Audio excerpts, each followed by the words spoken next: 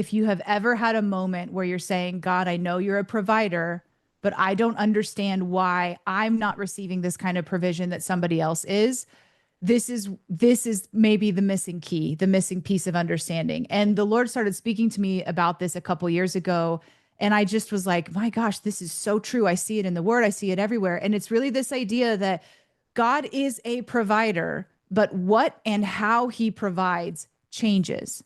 Yeah. And so he promises to provide very specific things, but they're not what we typically in today's world think about.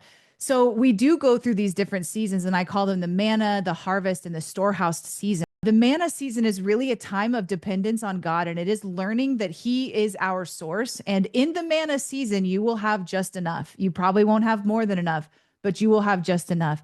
And the Lord, it's very supernatural. It's very, it's the stories that we love to hear when we're at a conference and someone's preaching.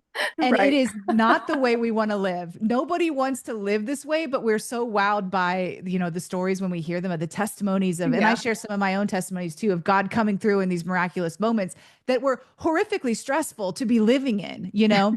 And we just have to be honest about it.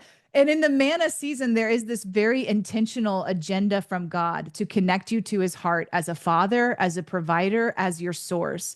And then we have these harvest seasons where we have an increase that's usually attached to a specific goal that God has given you.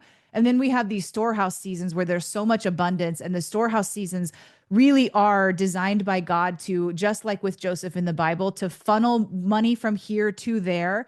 And I believe that I actually really believe that the Lord wants to bring people into a storehouse season, but we will screw it up if we aren't aware of what he's trying to do. We'll waste the money, we'll give it all away, whatever. And so he takes us through these manna and harvest seasons to build our stewardship muscles and to teach us how to navigate having more than enough for a moment, how to not, and, because the truth is, like, we're all human beings and we're all susceptible to, we get a windfall of a little bit of extra money and we already know where we're going to spend it. We already know what it's going to. And so some of this is about having a vision bigger than just my own personal needs so that we can like partner with God and be a trustworthy vessel that he can bring more to.